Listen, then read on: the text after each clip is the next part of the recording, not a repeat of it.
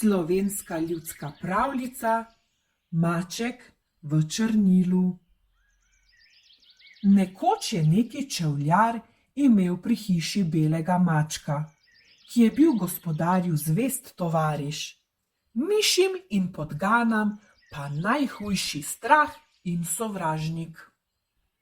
Vsak dan je po svoji mačji navadi polovil nekaj miši in še kakšno podgano vmes.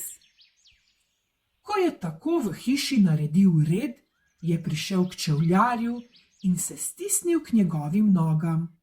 Obema je bilo lepo.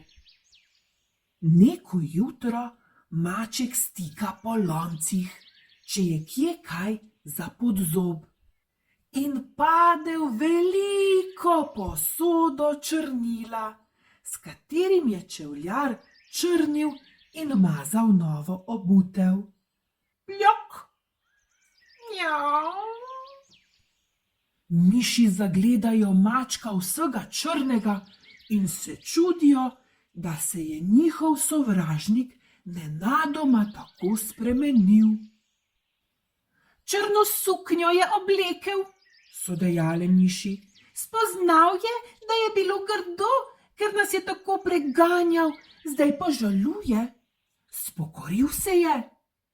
Spokorniki pa se postijo in v postu se ne je mesa. Tudi maček zdaj ne bo več jedel mesa. Zdaj smo lahko brez skrbi.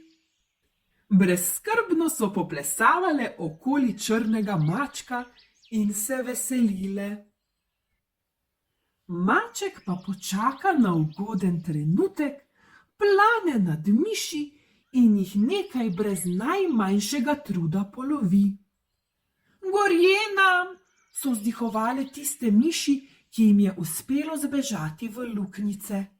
Gorje nam, ker smo se zanesle, da maček žaluje. Maček le sukno menja, svojih navad pa ne spremeni.